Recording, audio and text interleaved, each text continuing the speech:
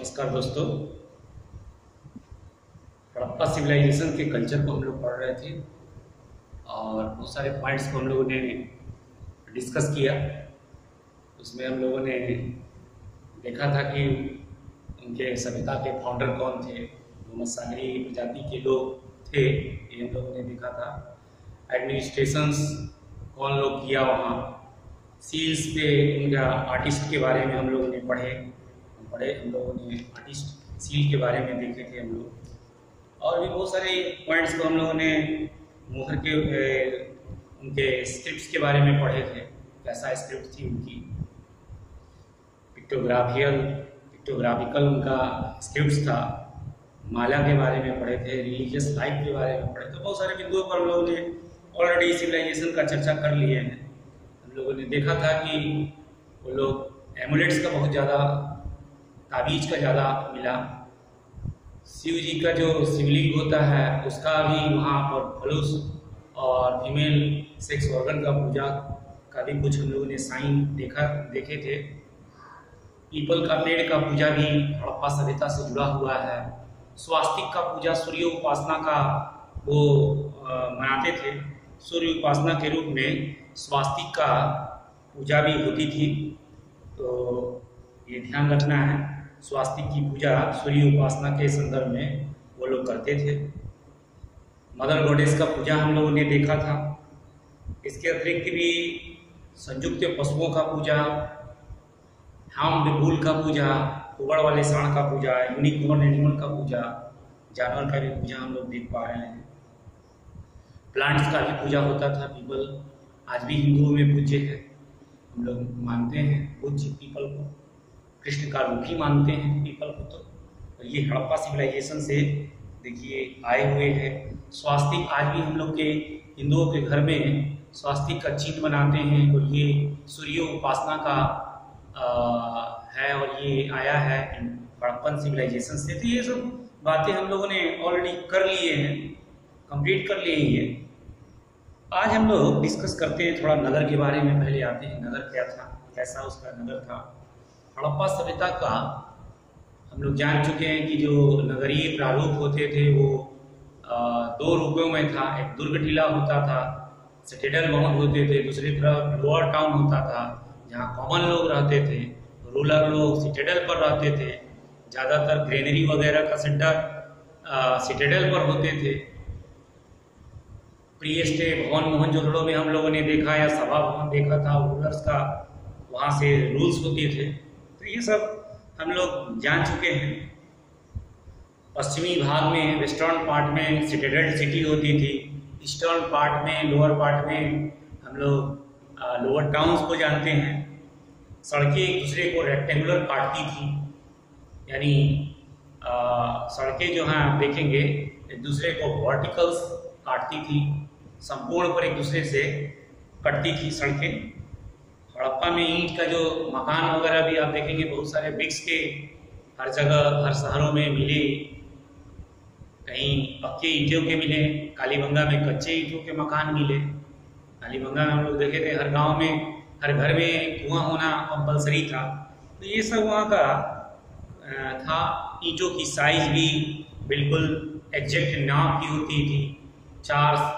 उसकी 4 यूनिट लंबाई है तो 2 यूनिट उसकी चौड़ाई है और 1 यूनिट उसकी मोटाई है। तो 4:2:1 के अनुपात में ईंटों का साइज होते थे और संपूर्ण पर सड़कें एक दूसरे को काटती थी। ये सब हम लोग पढ़ लिए। घरों का पानी बाहर सड़क की ओर बहता था और सड़क की ओर जो बह रहा है उसके किनारे किनारे देख रहे हैं मोरियां हैं। सड़क के किनारे किनारे बोथ साइड में नाली है, ड्रेन्स है। और नाली को हम लोगों ने देखे थे कि उसको ब्रिक्स से या स्टोन स्लैब से कवर कर दिया जाता था, ढक दिया जाता था। तो इस तरह का वहाँ हम लोगों ने देखा। 2 स्टोरी बिल्डिंग तक मिले। मोहनजोदड़ो से 2 स्टोरी बिल्डिंग मिल रहा है, तो 2 तल्ला मकान भी मिल रहे थे। मकानों में सीढ़ियों का भी प्रयोग किया गया। तो इस तरह का नगरीय प्रारूप हाउसिंग पैटर्न हम लोग देख पा रहे हैं। सड़क के किनारे मकान बने होते थे, सड़क संपूर्ण पर काट रहा है। इस तरह का हम लोग ग्रीक पैटर्न का सेटलमेंट उनका देख पा रहे हैं। तो ज्योग्राफिकली एनालिसिस भी हम लोग देख रहे हैं, ये सब है। घरों में कुएं होते थे, तो पानी के लिए कुआं स्रोत है इनके पास। समाधि के बारे में आए तो 3 प्रकार की समाधि मिलती थी, जो हम लोगों ने डिस्कस किए भी थे कालीगंगा वाला पॉइंट्स में। पूर्ण समाधि, आंशिक समाधि और दाह संस्कार। पूर्ण समाधि उत्तरी पश्चिमी क्षेत्र में मिला है। आंशिक समाधि फारसी समाज में, पर्शियन समाज में, पारसी समाज में फेमस है। और दाह संस्कार भारत में गुजरात और राजस्थान में मिला है। तो भारत वाले साइड में आप देख रहे हैं ज़्यादातर दाह संस्कार होता था, जला दिया जाता था शव को। तो इस तरह का हम लोग का देख रहे हैं नगरीय प्रारूप था। आइए नेक्स्ट हम लोग डिस्कस करते हैं उनके एग्रीकल्चर पर फोकस करते हैं थोड़ा हम लोग। एग्रीकल्चर इम्पोर्टेंट है, तो एग्रीकल्चर के फोकस में हम लोग कुछ बिंदुओं को डिस्कस करते हैं। पहले हम लोग देखते हैं कि वो कैसा ज्योग्राफिकली उसका क्या लोकेशन था। तो हड़प्पा सिविलाइजेशन, देखिए कई वहाँ सिविलाइजेशंस है, सभ्यता है, लोग रहते हैं, तो निश्चित रूप से और इतने ज़्यादा वहाँ पर शहर मिल रहा है खुदाई से। 400 आप देख लीजिए, पाकिस्तान साइड में सिटी मिल गया, तो 1100 इंडियन साइड में मिल गया। तो निश्चित रूप से वो एरिया कभी ज़्यादा रेन वाली होगी, इससे आप गेस लगा सकते हैं। कहीं भी अगर कल्चर पाई जाती है तो इसका मतलब है कि वहाँ पर जमीन उपजाऊ होगी, वहाँ पानी की पर्याप्त मात्रा होगी, तभी सिविलाइजेशन बसता है। तो अभी से पीछे का तुलना हम लोग कर लें। अभी देखेंगे जो हड़प्पा सिविलाइजेशन का प्रेजेंट एरिया है, वहाँ रेनफॉल कम होती है, कम वर्षा का क्षेत्र है, वो न्यूनतम वर्षा का क्षेत्र है। तो Indus region is not so fertile this day. आजकल इंडस रीजन जो है उतना उत्पादक नहीं है। It's prosperous village and town so that it was fertile in ancient time. प्राचीन समय में उसका जो प्रॉस्पेरस विलेज है, संपन्न गांव जो है या शहर है, वो दिखाता है कि वो जमीन प्राचीन काल में फर्टाइल थी। अभी वहां पर बहुत कम बारिश होता है, हम लोगों ने बात किया। It has only a rainfall about 15 centimeter, 15 centimeter तक का बारिश कह दिया जाता है। तो in the 4th century BC, 4वीं शताब्दी पूर्व में, one of the historian of Alexander का हिस्टोरियन था, सिकंदर के हिस्टोरियन था, इतिहासकार था, इन्फॉर्मर्स हम लोगों को बताया कि Sindh was very fertile. Sindh बहुत उपजाऊ मैदान था इन द कंट्री, देश में सिंध बहुत उपजाऊ था। 400 BC में भी ये इंफॉर्मेशन हम लोग को मिल गया। Indus region possess more natural vegetations, और इंडस रीजन्स में बहुत सारा नेचुरल वेजिटेशंस था। वहाँ काफ़ी प्राकृतिक वनस्पतियाँ थी, लेकिन ईंटों को पकाने के लिए, ईंट को बेकेड करने के लिए, यानी उनको पकाने के लिए, बेकिंग फॉर द ब्रिक्स, ईंटों को पकाने के लिए क्या कर लिया गया, वहाँ का वेजिटेशंस को काट दिया गया। तो आप देख रहे हैं वहाँ नेचुरल वेजिटेशंस था। कहीं भी आपका नेचुरल वेजिटेशन है, बारिश वहाँ पर होगी, वो बादल को अट्रैक्ट करता है। राजस्थान में ये सिचुएशन बदल रहा है क्योंकि गंगा कैनाल वहाँ पर देख रहे हैं प्रेजेंट टाइम में आ गया है। तो नेचुरल वेजिटेशन होना बहुत जरूरी है। और क्या किया गया कि नेचुरल वेजिटेशन से, इसलिए इंडस में उस समय बारिश होती थी पर्याप्त मात्रा में, और लकड़ी के फ्यूल वहाँ पाए जाते थे, और इसका यूज ईंटों को पकाने के लिए किया जाता था। लेकिन ईंटों का घर बनाने के चक्कर में क्या हुआ, वहाँ का जंगल को साफ कर दिया गया, नेचुरल वेजिटेशंस को समय के साथ डिस्ट्रॉय कर दिया गया, और एग्रीकल्चर का विकास किया गया, ईंटों के मकान बन गए। तो इस तरह से देख रहे हैं धीरे धीरे लार्ज स्केल पर ग्रेजिंग के द्वारा जंगल के काट देने से वो एरिया जो क्या हो गया, ड्राई रीजन में बदल गया। प्राचीन काल में वहां पर देखेंगे इंडस रिवर बाढ़ आती थी, एवरी ईयर्स वहां पर फ्लड आता था, और इससे वहां पर फ्लड प्लेन में देखते थे कि वो वेट और बार्ली का उत्पादन करते थे।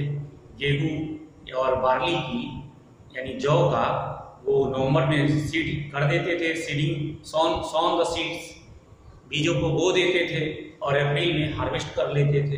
तो इस तरह का उनका एग्रीकल्चर प्रैक्टिस थी। तो ये सब पॉइंट्स हम लोग देख रहे हैं। अप्रैल में काट लेते थे। वहाँ पर देखेंगे नो हो और प्लाउसेयर हैज बीन डिस्कवर्ड, कोई वहाँ ना कुदाल पाया गया और ना हल ही पाया गया, नहीं खोजा गया है। But the furrows discovered in the pre Harappan phase at the Kalibangan. Kalibangan में आप देखेंगे कि खेत की जोताई के साक्ष्य मिले हैं, फ्यूरोज मिले हैं, फ्यूरोज वहाँ पर जुताई के साक्ष्य वहाँ पर मिले हैं। तो ये पॉइंट्स हो गया। नेक्स्ट पॉइंट्स पर आते हैं हम लोग।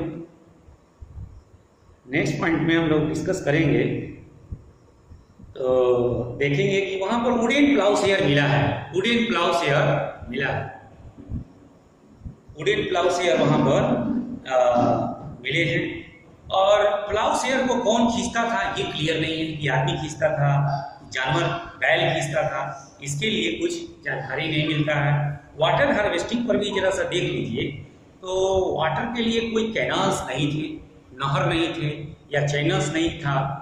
डैम जो भी पानी के लिए बनाए गए थे उसको नाला या गबरबंद से, उसको नाला उस समय थे, नाला से पानी आती थी, गबरबंद से पानी आती थी, नैरो ड्रेन थे, कोई नदी नहर नहीं था, नहर का उस समय नहीं है, चैनल का नहीं है जिससे इरिगेशन सिंचाई हो, नाला से सिंचाई होती थी, डैम से पानी ले लिए जाते थे। तो ये बात ध्यान रखिएगा, उस समय ऐसा कंडीशन था। हड़प्पा विलेज जितने भी थे या टाउन्स थे mostly situated near the flood plains, तो फ्लड प्लेन्स के पास ही थे, इसलिए वो मोर फर्टाइल भी होते थे, उत्पादन वहाँ होता था। गांव वाले न केवल अपने लिए सरप्लस प्रोडक्शन करते थे, बल्कि टाउन में जो आर्टिस्ट लोग रह रहे हैं, सील बना रहे हैं, मर्चेंट रह रहे हैं, रूलर रह रहे हैं, उनके लिए भी वो सरप्लस प्रोडक्शन करते थे। तो ये सब बातें आप एग्रीकल्चर में ध्यान रखिएगा। हड़प्पा सिविलाइजेशंस में सरप्लस प्रोडक्शन करते थे। इंडस पीपल्स प्रोड्यूस व्हीट, गेहूं का ज़्यादा उत्पादन होता था, बार्ली का होता था, राई का होता था, मटर का होता था। तो इस तरह के वो प्रोड्यूस करते थे।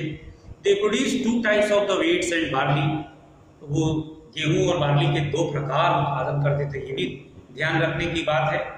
ए good quantity of barley has been discovered at the Banawali, Banawali Haryana में जो पड़ता है वहाँ से गुड क्वालिटी का बार्ली भी, गुड क्वालिटी का बार्ली भी वहाँ से डिस्कवर किया गया है। इसके अतिरिक्त आप देखेंगे सेसमम, तिल का उत्पादन होता था, मस्टर्ड का उत्पादन होते थे। तो ये सब दिखला रहा है कि डिफरेंट टाइप के फसल का प्रोडक्शन होता था। लोथल से आप देखेंगे कि वहां से राइस का भी मिला है, या रंगपुर से आप देखेंगे धान के भूसी के ढेर भी मिले हैं। तो ये सब वहां से राइस के रिमेन से, लोथल से मिला। इस तरह से आप देख रहे हैं एग्रीकल्चर में अच्छा रोल है। Food grains were stored in the huge granaries, उत्पादन, अतिरिक्त उत्पादन का ग्रेनरीज में स्टोर भी करते थे वो। मोहनजोदड़ो में भी हम लोगों ने देखा, हड़प्पा में तो 6 गैलरी देखे थे। तो ये सब हम लोग जान पाए। कालीबंगा में भी इस तरह का ग्रेनरीज वगैरह था। सीरियल उत्पादन से टैक्स भी पेजेंट से लिया जाता था। तो ये देखेंगे सीरियल्स पर received as the taxes, tax के रूप में सीरियल प्राप्त किया जाता था फ्रॉम द पेजेंट, किसानों से, और उसको ग्रेनरी में स्टोर करते थे। तो इस तरह की बातें थी। और इस तरह से ये मेसोपोटामिया से समकक्ष भी है। तो यहाँ से आप देख रहे हैं टैक्स के रूप में सीरियल्स ही ले लिया जाता था। Cotton also was the first produce in this area in the world. विश्व में सबसे पहले कॉटन का उत्पादन भी हड़प्पा सभ्यता के लोगों ने किया, इसीलिए इस सभ्यता को सिंडन भी कहा जाता है। और ये सिंडन है which is derived from the Sindh, Sindh से आ गया है। सिंध के एरिया में कॉटन का उत्पादन होता था, इसलिए इसको सिंडन भी कहा जाता था। तो ये सब एग्रीकल्चर में हम लोगों ने पाया लकड़ी का हल मिला है, लकड़ी का हल कुछ जगह से मिला है, लेकिन लकड़ी के हल को जानवर खींचता था कि बैल खींचता था ये क्लियर नहीं है। तो ये बात है। आइए थोड़ा सा हम लोग जानवरों का पालतूकरण भी देख लेते हैं, डोमेस्टिकेशन ऑफ एनिमल्स पर भी बात कर लेते हैं। हड़प्पा वालों ने एग्रीकल्चर के साथ साथ एनिमल को भी लार्ज स्केल पर कैप्टिव किया, पाला, उसको डोमेस्टिकेशन किया। Ox, buffaloes, goats, sheep, pigs, ये जानवर डोमेस्टिकेट किए जाते थे, पाले जाते थे। Humped bull were the favoured by the Harappans. तो हम्प्ड बुल, उगड़ वाला जो सांड था वो तो फेवरेट था हड़प्पा वालों के लिए। और dogs were regarded at the pets. शुरू से ही very beginning, from the very beginning dogs were regarded at the pets. तो आप तो देखेंगे वो पाषाण, नवपाषाण काल में भी डॉग्स आदमी के लिए सबसे पहला ही जानवर था, वो पेट्स हड़प्पा सभ्यता में भी है। कैट्स वर आल्सो डोमेस्टिकेटेड, बिल्ली भी पाली जाती थी। Sign of threads of dogs and cats have been notice. तो हम लोगों ने ये नोटिस किया है, हम लोगों ने देखा है कि चंद हुदड़ों में कुत्ता के द्वारा बिल्ली का पीछा करते हुए पदचिन्ह मिले हैं। Camels which were obviously used as the beast of burden। Camel का बर्डन के बोझ ढोने वाला पशु के रूप में हम लोग जानते हैं। Evidence of horse comes for the superficial level of the Mohenjodaro. Horse का मोहनजोदड़ो से सुपरफिशियल साक्ष्य मिला है, कोई हार्ड एंड फास्ट एविडेंसेस नहीं मिला है। और a doubtful terracotta figurine from the Lothal, घोड़े की लघुमेढ़ मूर्ति लोथल से मिला है, तो ये भी डाउटफुल ही है। इस तरह का आप देख रहे हैं कि उस तरह का नहीं मिला। They also kept asses and camels, camels और ऊंट को भी वो पालते थे बर्डन के रूप में, कैमल्स को यूज कर। सील पर लेकिन हम लोगों ने पढ़ा था कि सील पर ऊंट का चिन्ह नहीं मिला, घोड़ा का नहीं मिला, गाय का नहीं मिला। सील और ऊंट को, घोड़े, गधे और ऊंट को, एसेस और कैमल्स को वो इन्वेस्टिगेट करते हैं। हॉर्स के बारे में सुपरफिशियली एविडेंसेस मिलते हैं। इसी प्रकार से आप देखेंगे remains of horse are reported from the Surkotada. घोड़ा का जो अवशेष है सुरकोथड़ा से मिला, घोड़े के दांत मिल गए थे, जो कि गुजरात में कच्छ की खाड़ी में स्थित है। तो इस तरह से मिला था, but identify is doubtful for the horses. तो घोड़ा सही से मिला कि नहीं मिला। In any case Harappan culture was not horse centred. तो घोड़ा इनके कल्चर के सेंटर में नहीं था, ये याद रखिएगा। Neither the bones of horse nor it's representation appear in early and mature Harappan cultures. ना इनका ना तो बहुत ज्यादा हड्डी मिला है, ना घोड़े का रिप्रेजेंटेशन मिला है। Elephants were well known to the Harappan. हाथी को अच्छे तरह से हड़प्पा वाले जानते थे, हाथी से एक्वेंटेड थे, परिचित थे, डायनासोर से परिचित थे। तो इस तरह से आप देख रहे हैं कि contemporary Sumerian cities in Mesopotamia practically produce the same food grains and domesticated the same animals as the Harappan did. जो हड़प्पन वाले ने किया वही मेसोपोटामिया के सभ्यता में सुमेरियन वालों ने भी पाला। तो ये चीज बता रहा है। Harappan people in Gujarat produce rice and domesticated elephants. Harappa वाले ने गुजरात में राइस को प्रोड्यूस किया, एलिफेंट्स को डोमेस्टिकेटेड बनाया। तो which was not case with the people of the Mesopotamia। तो मेसोपोटामिया में चावल का प्रोडक्शन नहीं मिला, जो कि हड़प्पन सिविलाइजेशंस में मिल गया। तो ये सब आप एग्रीकल्चर डोमेस्टिकेशंस भी हम लोगों ने पढ़ लिया। अब आइए थोड़ा टेक्नोलॉजी एंड क्राफ्ट्स के बारे में, तकनीक और उनके क्राफ्ट्स, हस्तशिल्प के भी बारे में जान लें। तो जो भी टेक्नोलॉजी देखेंगे ये ब्रॉन्ज एज है, कांस्य युग है। People of Harappan use many tools and implements of stones. पत्थर के औजार बनाते थे और इस तरह से पत्थर के औजार अभी भी चल रहे थे। लेकिन साथ साथ आप देखेंगे ब्रॉन्ज का मैन्युफैक्चरिंग शुरू हो गया था। कांसा कैसे बनाया जाता था, कॉपर और टीन को मिलाकर कांसा बनाई जाती थी, जो कि दोनों ही हड़प्पा सिविलाइजेशंस में दिक्कत में था। कॉपर आप देखेंगे वही राजस्थान की खिचड़ी से लिया जाता था। और आपने और देखेंगे टीन जो है अफगानिस्तान से मंगाई जाती थी। तो उतना ज़्यादा नहीं इजीली अवेलेबल था कांसा का, फिर भी आप कांसा वाला ये युग है।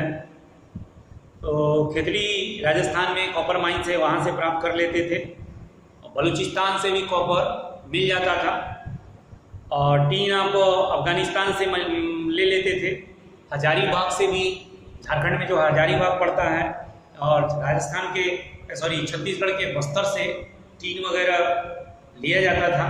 तो इतना देख रहे हैं कहाँ तक इसका डोमेन है, वहाँ से मंगाकर, और ब्रॉन्ज का टूल्स बनते थे, वेपन्स बनते थे, और इस तरह से आप देखेंगे ब्रॉन्ज गुड्स यहाँ पर बनते थे। तो इस तरह का हम लोग सिचुएशन देख रहे हैं। ब्रॉन्ज के ही आप देखेंगे एक्सेस मिले, कुल्हाड़ी मिल गया, साज मिल गया, तलवार मिल गए, नाइफ्स मिल गए, स्पीयर भाला मिल गया। तो इस तरह का पॉइंट्स आप देख पा रहे हैं। तो टेक्नोलॉजी में ये सब हम लोग देख पाए। इसी तरह से कपड़ा का आप देखेंगे, कपड़ा जो बनते थे कॉटन और वूल्स के बनते थे, इसके लिए स्पिंडल होल्स भी थे, WHORLS स्पिंडल होल्स थे, स्पिनिंग का काम करते थे। वीवर्स इस समय इम्पोर्टेंट था, बुनकर वूल और कॉटन का बुनकर काम करता था। ह्यूज ब्रिक स्ट्रक्चर वाले टेक्नोलॉजी थे, ह्यूज ब्रिक स्ट्रक्चर्स बनते थे, ईंटें काफ़ी बनाई जाती थी। और इस तरह का आप देख रहे हैं सील मेकिंग का, मोहरें काफ़ी बनती थी, टेराकोटा मैन्युफैक्चरिंग होती थी, gold Smith jewellery of the silver gold and precious stones का काम करते थे। गोल्ड स्मिथ सोना चांदी और बहुमूल्य पत्थरों पर वो करते थे। इसी प्रकार से आप देख रहे हैं तमाम, आप देख रहे हैं अफगानिस्तान से टीन वगैरह मंगाई गई। पॉटर का भी बहुत बड़ा रोल है इसमें, आप देखेंगे टेक्नोलॉजी एंड क्राफ्ट्स में। तो पॉटर भी चाक वगैरह बनाते थे, और पॉटरी सिस्टम यहाँ का बहुत डेवलप है हड़प्पा सिविलाइजेशन का। और इस तरह से हम लोग टेक्नोलॉजी भी डिस्कस कर लिए। अभी हम लोग को बात करना है ट्रेड पर। ट्रेड हम लोग अगले दिन डिस्कस करेंगे, ट्रेड। और थोड़ा सा हम लोग अभी मुझे लग रहा है कि इसमें हम लोग को छूटा हुआ है थोड़ा ओरिजिन में चोटी पर, तो ये हम लोग अगले वीडियो में डिस्कस करेंगे।